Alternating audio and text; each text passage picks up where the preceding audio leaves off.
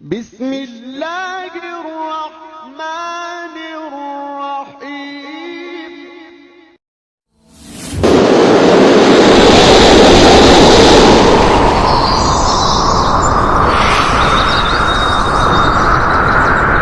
السلام على أشرف الأنبياء والمرسلين.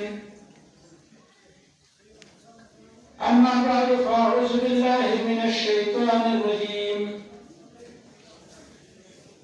بسم الله الرحمن الرحيم. شهر رمضان الذي أنزل فيه القرآن. وقال رسول الله صلى الله عليه وسلم: خيركم من تعلم القرآن وعلمه.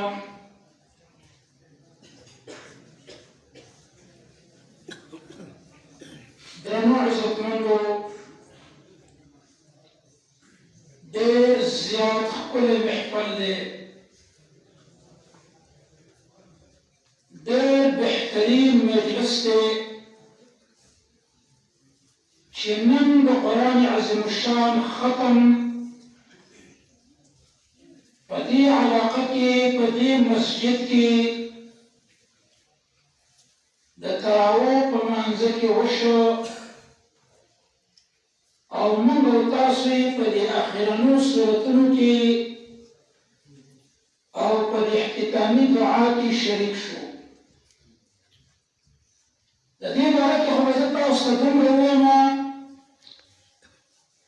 چې کله د قرآن عظیم الشان ختم وي، نو الله جل شانه په دې کې دعا قبلوي. ما ته توجه راوړئ، کله چې د قرآن عظیم الشان ختم وي، حدیث کې راځي رسول الله صلی الله علیه وسلم فرمایي چې په دې وخت کې الله جل شانه دعاګانې قبلوي.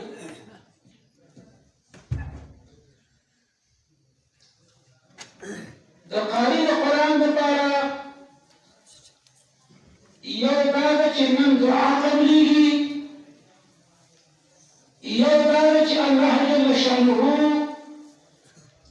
په جنت کې دله یو ونه ورکوي. لو ان غلاما که یو کارغه د هغه ونې لاندې منډې وهي، هغه به بوډا شي خو د هغه ونې سوری به خلاص نه شي. او روایت د عبدالله ابن مسعود رضی الله تعالی عنه داسې دی چې کله ختم د قرآني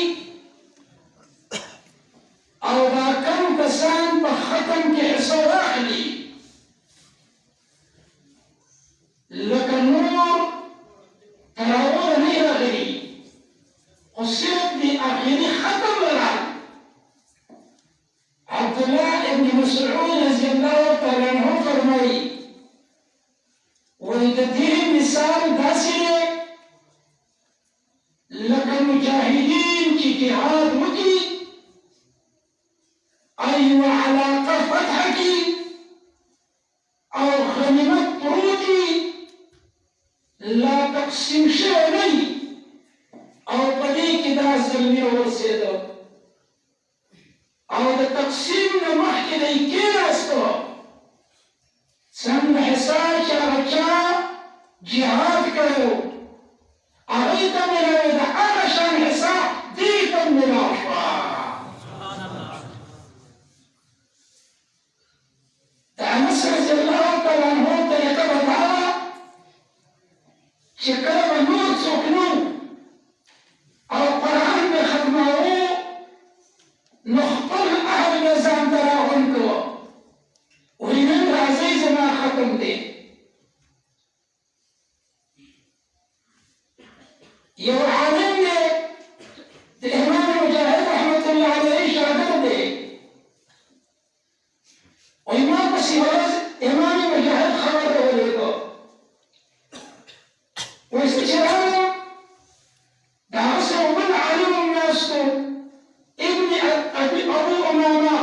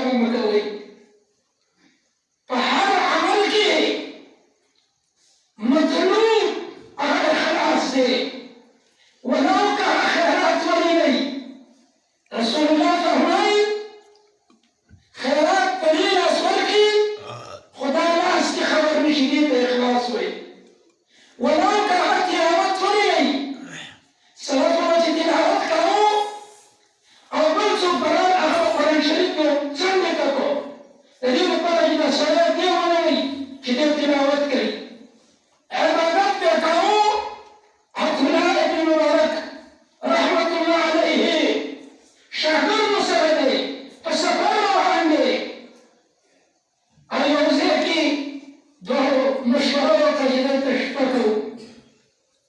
عطاءاللہ ابن مبارک رحمت الله علیه سترګې پټې کړې چې د شاګرد دا خیال راشي چې زما دا استاد ویده شو.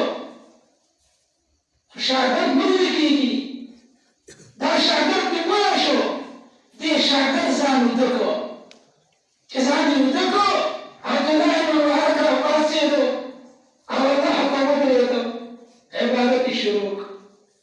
صاحب ورته شاګرد وایي حضرت تا خو ټوله ورځ مزل کړی او بیا د شپې عبادت کوو. ویل ولې تا ولیدم؟ ویل هغه ما خو ولید. ویل ما خو ستا نه پته و.